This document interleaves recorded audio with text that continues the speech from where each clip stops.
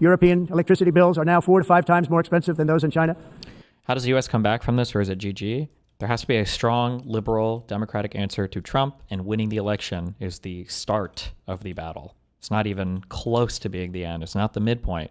It is the start of the battle, because you have to repair all the damage done on the conservative outlet side. I think the first project that the new Democratic Party should do when they come into power, I think should be to shut down Fox News, 100%. And they should justify it with the Dominion lawsuit stuff. I think that it should be a huge investigation that should go criminal. Fuck the civil shit. But the civil stuff could be a building block from the Dominion stuff. And it should be a huge criminal investigation on every single person that was involved in telling a lie. I don't know if they would RICO it or if they would try to do some like conspiracy against rights or whatever what Jack Smith was trying, like bring back that case or whatever. But everybody that's involved in that should get jail time, or at the very least, like disallowed from participating in that environment again. And 2 to 3 times higher than the United States. And our bills are coming way down. You probably see that our gasoline prices are way down. You know, we have an expression, drill.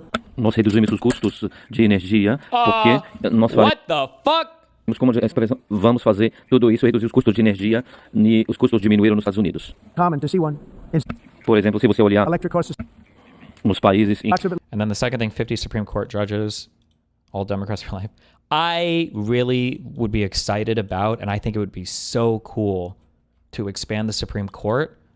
I feel like if people cared about the court, you could even do it like in a bipartisan way. Like it doesn't necessarily have to be like packing the court with Dems or whatever. But one thing that I love the concept of this, but it doesn't happen anymore. Oh, and I learned this when I was on the field trip with Nathan. I think this is true. I never trust what tour guides tell me because I don't know if they're just lying or just like repeating some old wives' tale. But so a long time ago, it used to be sometimes you'll read like, oh, what did this old Supreme Court justice say? And it'll be like a court case. And you're like, why is it? Wait, but this wasn't even a Supreme Court case. So there's this concept called riding circuit. I think it was called riding circuit because I think the judges actually got on like horses and rode around like to different courthouses to like review stuff. And the concept of Supreme Court judges dropping down to circuit courts to write opinions, I feel like that's just a really cool, healthy, awesome environment for the Supreme Court justices being more engaged in ongoing litigation stuff around the United States. It gives you more insight into their decisions. It allows them to write more or opine on certain things or give you some indication for leanings on the Supreme Court on certain things, and just more participation in stuff in general. I think that would be awesome. However, as it stands right now, it's just not feasible, right? There's no way you can't have your Supreme Court justices writing circuit because they already have the docket is huge and they've got to be super selective about the cases that they get.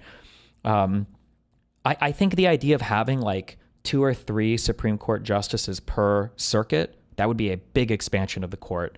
But like something like having like, is it 13 circuits I think we have altogether? Having like 26 or 39 Supreme Court justices. And then the way that you do it is like every election, every presidential election cycle, you know how they like nominate their cabinet? You basically get like 3 or 4 Supreme Court picks. And then the Supreme Court justices, as you reach the end, when you've got all 39, when the next president comes in and he gets his 3 or 4 picks, then you cycle out the last 3 or 4. I think this would be way better because the Supreme Court itself would be able to tackle more decisions. The Supreme Court justices would have way more involvement in making rulings because all of them could have some obligation to dip down into the circuit courts and write opinions or participate in those circuits, which I think would be cooler. And then you'd also have way less of this hardcore partisan capture where it's like, oh my God, 6 conservative justices, we're fucked for 2 decades. Like, or like, oh my God, it's 5 liberals, we're completely fucked, right? Because it's so swingy right now. And the idea that like a single president could nominate like 3 Supreme Court justices is crazy. That's insane for a Supreme Court that has 9 justices on it. I feel like that'd be really cool. I feel like I haven't heard any arguments against it, although to be fair, I haven't heard people argue about this much. Usually when people talk about like expanding the Supreme Court, they just want to pack it for their own kind of like partisan purposes.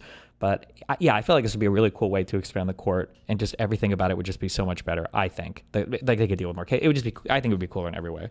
But how realistic is it? I have no idea.